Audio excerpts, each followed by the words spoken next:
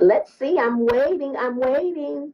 Hello. Hi. Hey, How are you? I'm doing very well. It's day two. It's We made day it. two. We made it. All the better for seeing you. And hi, everyone. So excited to see you all today. Hey, hey, hey. You, So, uh, how are you? I'm good. I've been teaching all morning. I've been doing a seminar via Zoom to a whole big lot of people in Canada and teaching them about their mind and brain. And now I'm even better to see your face. To Awesome see your sauce. face. I love my friend. And Yes, I'm I love you too. so So, have you heard of this new thing called Zoom fatigue? yes, there's a lot of talk about it with people getting really tired with, it's kind of like constantly being on the go, and there's a lot more effort involved in focusing and concentrating and all that kind of stuff. So it can make people quite tired. So Yes. yeah, I and it's find myself fatigued because what it is, you're trying so hard to be engaged and yes, animated so that you let the other person know that you're valuing what they're saying or I don't know. I don't yes. know. It's very interesting. I don't know if that's the reason or the cause of Zoom fatigue or any other type of virtual things that we're doing. Even what we're doing right now via I know. Instagram Live. So, But I think um, there's also interesting studies, Michelle, showing that when you connect like this on a Zoom platform in a technology platform, you get the same reactions inside of your body as you do when you're in contact in person. But there is an extra effort going, as you just described. There's a lot more energy going into it, and yeah. that's why it can make you tired. So it's just important to reboot your brain. It's just you just got to make sure that we give our mind and our brain being separate, that we give our brain time to rest and to reboot. And one thing that is really easy to do that is to take little breaks of time during the day, not long, like a minute or two, where you just close your eyes and you just let your mind daydream. You just let your mind wander. And Ooh. it does a lot of neurophysiological changes in your brain, helps your brain to reboot because we keep our brain firing all the time. And there's limited energy, like a battery wears out on a cell phone. Your brain Yeah. also wears out. And so that tiredness, when your brain physically is tired, your mind's never tired. Our brains get tired, but our mind never gets tired. But when our brain gets tired, then it feeds back to the mind, and then it can make the mind feel muddled up, and we get feelings of anxiety and edginess, and it Mm. can make us it affects our behavior patterns, and we can get irritated and even depressed and stuff. So it's very important to take time just to reboot your brain. Just close your eyes and let your mind wander and daydream. Very healthy. Amazing. Well, I will definitely do that. I will tell you after our after our Instagram, I went on a bike ride. Good for you. And so there's this trail that I like to go on, and I decided to take another route on the trail. Very nice. Oh no. Wait a minute. So I ended up, and the trail took me into this beautiful residential street that has a bike path on it.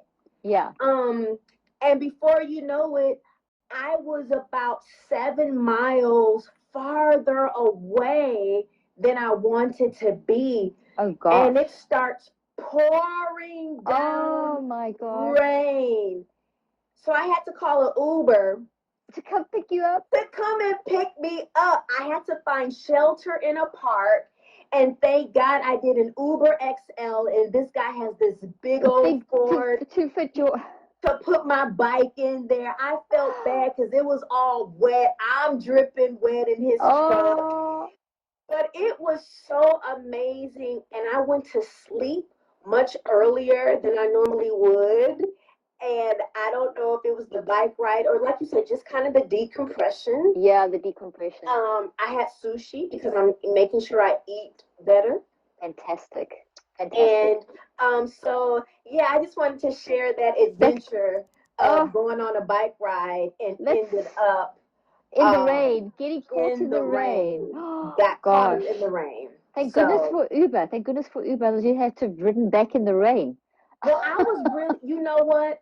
I was actually going to try and just, as we say in, I was gonna thug it out And meaning I was just going to go ahead and ride the Just extra ride through the 7 rain. miles back, not in the rain. You're gonna But wait for the once I rain to started, go. but once I realized I started getting lost, I was like, what am I going to do? So I Oh was like, no. well, just ride the extra 7 miles back. But it started pouring down rain, and I got a little fearful because I was like, Yeah. I'm in the rain, then I'm by myself, which probably isn't No. smart. Yeah, no, not a Um, good idea. but I was on a public road. So yeah, so yep, So that you back that was day safe. You one. back safe. Well, you got no rain there today. I said, was it Yes, raining? We've got rain here in Dallas today. It's between raining and raining as yes, well. So, it oh, I'm is sorry that you had raining. that experience, but I'm glad you got back safe. Yes, ma'am. Got back safe in time to do day two. There you go. There you go. That's fantastic. Okay, so how did your day two go? Day two has gone very good. You mentioned something about an overactive amygdala, and I was like, I get it. I totally get. So that here's the amygdala, right?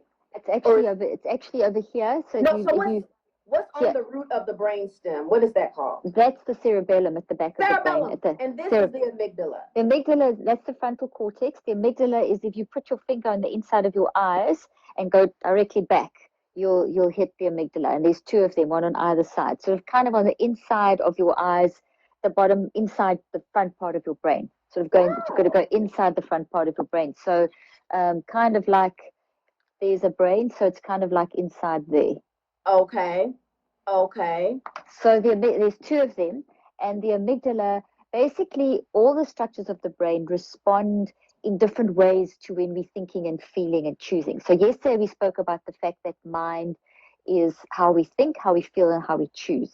okay, And we're always thinking, feeling, and choosing okay. all the time. As soon as we awake, we are thinking, feeling, and choosing, and then we're building the result of our thinking, feeling, and choosing into those thought trees in the brain.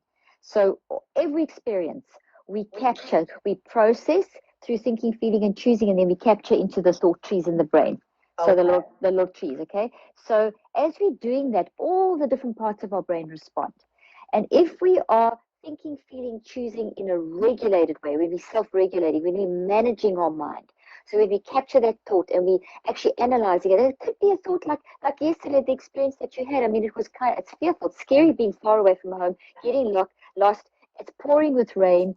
It's kind of that's scary to keep your. So even in the midst of having an experience of fear, you can still keep your mind managed. That you Yes. don't fall apart, that you can still make a good decision. So you made a good decision, you contacted an Uber, you got a big enough one, and you went home. Wise decision. But you're thinking straight. But you didn't get frantic and panicky and make the wrong decisions and maybe Yeah. fall off your bike because you got caught in too much rain or something like that. So that's just a silly example to say that Woo. when we go through an experience, even that experience, Michelle, that was you were thinking, feeling, and choosing through that experience. You built a thought tree into your brain, and so all that experience. That's how you can talk about it. You couldn't talk about it if you didn't build a tree in your brain, a thought tree. So in that thought tree is the bicycle ride, the rain, the fear, the emotions, the Uber, Yeah. it's all Yeah. in here. So it's all the physical and emotional memories. So basically, our brain responds. So your amygdala's role in yesterday's, this morning's bike ride, this morning It or was yesterday, yesterday yesterday, after. after the live. That's what I Hmm. thought you said. So your amygdala would have responded to the emotional component. So the front part of your brain does something, and the amygdala does something, and the corpus callosum. They all do different things, and then they all work together in a harmony, like a big orchestra. Each is an instrument, and so the amygdala is very responsive to our emotional perceptions, All and it's right. been it's been misunderstood very often or misexplained, where people think, oh, the amygdala is bad, it's my fear response. But your amygdala isn't. It fires up when people are in a high state of anxiety or in any kind of, because fear is a big word. Fear can be broken down into all kinds of different emotional description words. But when any kind of emotion you experience, you'll get a lot of energy over the amygdala. And when we get really frightened, that we get completely like frozen in a panic attack or completely anxious, what we will see is that the amygdala will, on the brain, when we do Yeah. the brain maps, we'll see a lot of red firing. We'll see a lot of red, which shows that there's a lot of what we call high beta energy. And that high beta energy, too much of it can block your thinking. The right amount can make you focused. the wrong amount can make you not focused, and then you don't have cognitive flexibility. So that's how it works. So if we don't control and manage our mind, then we get too much firing in the amygdala, which then blocks the connection from the there to here.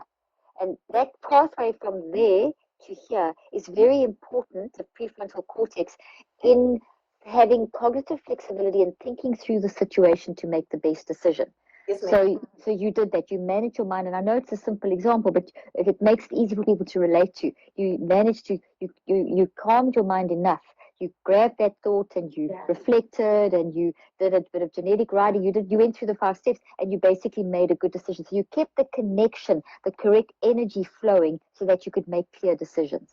Okay, awesome. So well, Dr. Leaf, a part of me wanted to stay out in the rain and get some type of spiritual cleansing. I love it. No, it was a bit wet. It was a bit much. It was a bit wet. And I was like, and you know, it was funny because so the first time I go on this trail, and it's wooded and a dirt kind of trail, and I was listening to a prayer, and it was something about riding on that trail with the forest surrounding me, with that prayer going, or with faith-based music playing. Like I could see, I don't know, it just kind of amplified the beauty of God, the beauty of what He has created, the beauty of even everybody around me, you know. And so I just wanted to share that. Oh, I love that. That's beautiful. So that's there you were thinking and feeling and choosing. You were using your mind once again. So to help people understand mind, because mind is quite a difficult concept to grasp. And remember, you tell us the mind and brain are two different things. Exactly. Your mind is that experience. It's the thinking, feeling, choosing. That's what mind is. And your brain, you use your brain to express how you feel and to store how you feel. Amazing. So you think, feel, choose. It's all the spiritual energy. This thinking, feeling, and choosing is this quantum spiritual energy, and it goes through your brain, and then your brain responds, and all the different parts respond, and you grow trees. So you grow these thought trees which contain your memories. So amazing. Mind over matter, Michelle. Isn't it amazing? You are changing your brain every moment. Right now, as all the viewers are listening, as we're talking, you're actually growing the words we're saying into your brain. You're growing thought trees right now. These little branches are called dendrites. You're growing them right now as we are talking. Isn't that amazing? Yes. When you say mind over matter, but you said something so profound. I believe you said it either on the app, when you say you're using your mind to change matter. Yes. Isn't that amazing? So our brain, if you're dead, your brain does nothing. So once someone is dead, their brain does nothing. But when you're alive, it's always changing. So the internal structure never looks the same moment to moment. You're forever growing these little branches, and there's all this chemical activity and energy, and that's because you're thinking and feeling and choosing. So your mind, which is the energy of life, which is connected to the source, and God is the source. Okay, so we have got this brilliant ability to think and feel and choose. And what we see from science, Michelle, it's amazing, is that your mind is actually controlling how your brain functions, which then controls how your body functions. So this detox that we're doing is we want to detox our mind to detox our brain. So we're using our mind to detox our mind to detox our brain, because our brain just does what our mind tells it to do. So we've got years of like toxic traumas or toxic habits that we've established over time. That's not your destiny. You can always change it. That's the beautiful thing about this. You can always change how your brain is functioning. You are the architect of your brain. Come on. You guys beautiful? Write that down. You are the architect of your brain.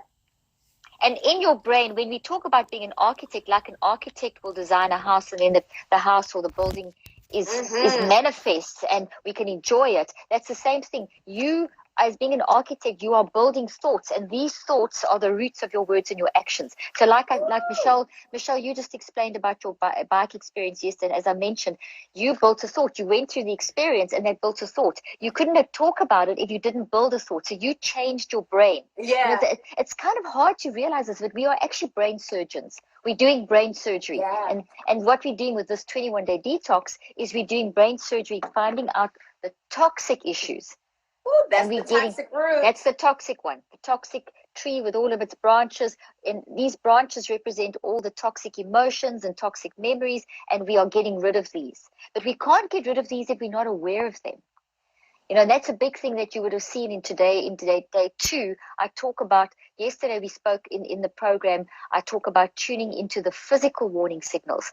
So like the first, just think of it, that as it started raining and you felt you were lost, your body, I'm sure you had a heart palpitation and you had a stress reaction. You maybe got you Yeah. felt your body responding. So that's a physical warning signal. Then that follows very closely with an emotional warning signal.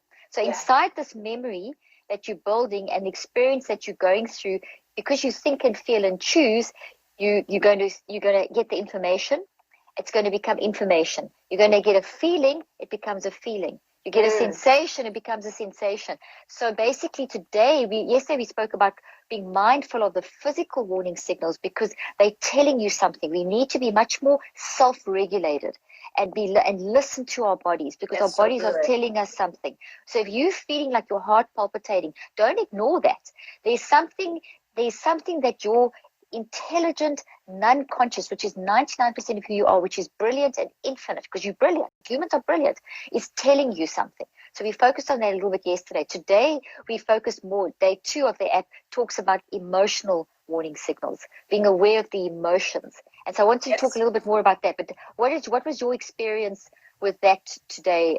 Michelle, should we just show them what we're talking about? This is the app. Can I just... Go for Okay, it. so what we're doing is we're working, Michelle and I, as for those of you that just joined, or for those of you that are confused, because I know some people are asking, what is this? What program are we doing? This, and Michelle said in the beginning that this is the app that I developed. This concept, I've been researching this for 38 years. And over the years, I've developed different techniques. And there's a main technique that I have over the years through research and clinical application. I've practiced for 25 years.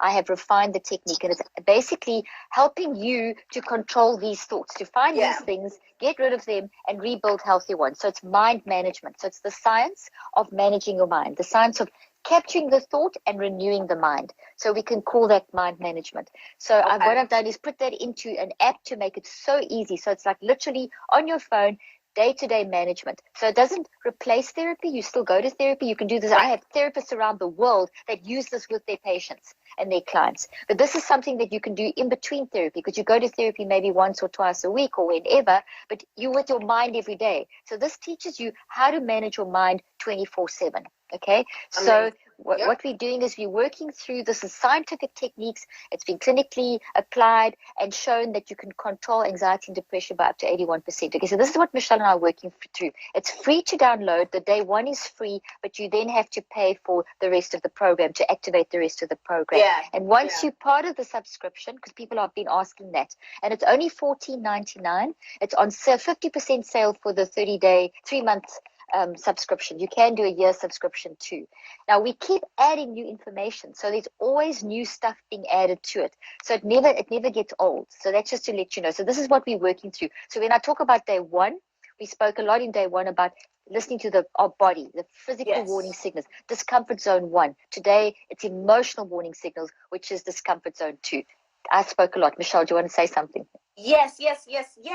So I know that we were on this brain detox. We were supposed to only focus on one thought. Yes. But I couldn't help but, it's like if I focus on one thought, then it branched off into something else. Then the something else exposed the root of behavior. So it just kept... Okay. Love it. So glad you said that. Okay? Yeah. Okay, so it looked like this, didn't it? Yes, it did. Okay, so Michelle, brilliant question, and this is something that everyone asks, because it's quite difficult to get one's head around a thought and a memory. So a thought is a big thing with lots of stuff. So generally when you start the process, you get the big concept that you're going to work on, like you said yesterday, that you're going to be working on you're enough. Yeah. And actually finding out, and by describing that thought, the big thought, the tree, and if think of a huge tree, a big oak tree, or think of a tree, I'm enough. That's what you want to work on. So what are you actually working on? You're working on the concept of I am enough, which means that there's something in you that thinks you're not, or that you thought you weren't. or that caused maybe what happened in over a period of time, where you said that for years ago there were things that were going on and you didn't really deal with them, and it made you so there's some roots there. So you have a pretty good idea of where you want to be. So the thought is, I am enough, is where you want to be. Yes. But there's something blocking the way you want to be. So you describe now that as you started thinking of I am enough, suddenly there's this branch and there's this branch and there's that one, and that's completely normal, because that I am enough has got a lot of different memories attached to it. And those memories, remember, a tree's got a tree trunk and roots. So these are all the emotional and informational memories. Yes. So these and the physical memories in your body. 3 types. So there's lots. So you will be branching. And as the day goes by, as the days go by, you think of this one, and then on this one, look at all the information on just this one, and then it reminds you of this one, and then it reminds you of this one, and then this one actually has got that. You got to start seeing the roots, which is the cause. Okay, so this particular behavior actually happen. You go down and you see the root, but possibly could have come from that, and that could have come from that. So the roots are also climbing all over the place. But now think about roots. Roots grow in the ground and they touch other trees. So this thought has got relationships with other thoughts. So here we go. I got another tree. So this relationship's got thoughts with other trees. So therefore we're working on one thought, but we're getting associations and connections with other thoughts. Yes. Okay, so what? Let me go grab me a plant. Okay, go grab you a plant. That's a great idea. We've got some cool looking plants outside Michelle's window. If you have a look outside Michelle's window, you can see plants. Woo! There you go. Michelle got some. There you go. Got it. Okay. And then this is another snake plant. I've just kind of started investing in live plants. Beautiful. I love it. There we go. I love it. Beautiful. Okay, so so Michelle, you will go all over the place, and this is why when you get to the as you go through the process, when you start the writing section, I always recommend that people write down in a metacog. Have you seen that yet in your app? I spoke about a metacog. Did you see that yet in the write section? Have you come to that yet in the app? In the write section? Yes, where you write. No. Okay, so there's stages you go through, and then one of the third stages that you've got to write. Now, we all know writing is good for us, but there's different ways of writing. Now, when you write, to help you with this... Hey, Shelly and Cindy, by the way, there's some folks that have subscribed to our Detox that are commenting and saying hello, so I wanted to... Oh, hi. Yeah. Sorry, I get so busy talking, I don't see everyone. Hi, everyone. It's okay. Okay, so basically when your thoughts start going like that all over the place, it's totally normal. That's number one. So I think you can see the analogy now. It's not just one thing. Nothing is ever just one thing. That's why I say the thought is the big tree. That's why they look like trees in your brain, but it's a great analogy because trees have branches, and branches have leaves, and branches have more branches and more branches and more branches. So every branch is another part of the memory. So the branches, think of branches as being memories. And they're emotional memories and informational memories. So every memory has got the different parts. It's got the information and what you felt. It's you're always gonna have the two. So you're gonna remember some information, and you're gonna have a feeling that comes with it. Always, and then that'll generate another one, and that generates, because they're all interlinked, but they're under that umbrella. So the thought of I am enough has stimulated a lot of different. It's starting to activate a lot of different memories, informational and emotional memories. So when you do the gathering awareness and reflecting, when you write down, the idea is you're not going to find order the first day or the second day or the third day. The idea is just to pour your brain on paper. Whatever pops up, Michelle, like all those things all over the place, just write them down. Just like literally dump them. It's literally like a thought dump. Memory dump. And it can be jumbled, and you can write in different parts of the page, and you can use different colors, or you can use what I call a metacog. And a metacog is a technique I developed years ago, and it's in the app. There is a whole section explaining how to do the metacog, but it basically looks like a tree. So instead of writing in lines, you draw a circle in the middle. You write I am enough. And then you draw like a wheel. You draw a line out, and you write on the line, and then the line branches, and the line branches, and like you've got one line coming out the center. Here's my hand. Okay, so there's this line. Now, this can branch into as many things as you want it to branch into, but this could be one concept. And as you are thinking, oh, there's this thought, oh, there's that thought, oh, there's that thought, and you can just draw as many branches from the central thought of I am enough. And each of those branches is like expanding on that main concept, breaking it down into more and more detail. So that's the big picture. This is the big picture, the whole big thing. Now, those little branches represent these, which is the detail. So there's Amazing. So you just keep writing. You just keep dumping. As those and as you are dumping, yesterday you started learning to tune into the physical warning signals. Today you're tuning into the emotional warning signals. So that's what you want to be doing. You're tuning in and you're using that information to train yourself to be self-regulated. What am I thinking? What am I feeling? What am I choosing? Amazing. So this thought has got all the information, and this thought was built in response to you thinking, feeling, and choosing. So you go from your behavior to the root, to the how was I thinking, feeling, and choosing? What caused that? So the behaviors, all the different parts, to the thinking, feeling, and choosing, the tree trunk, to the root, the origin story.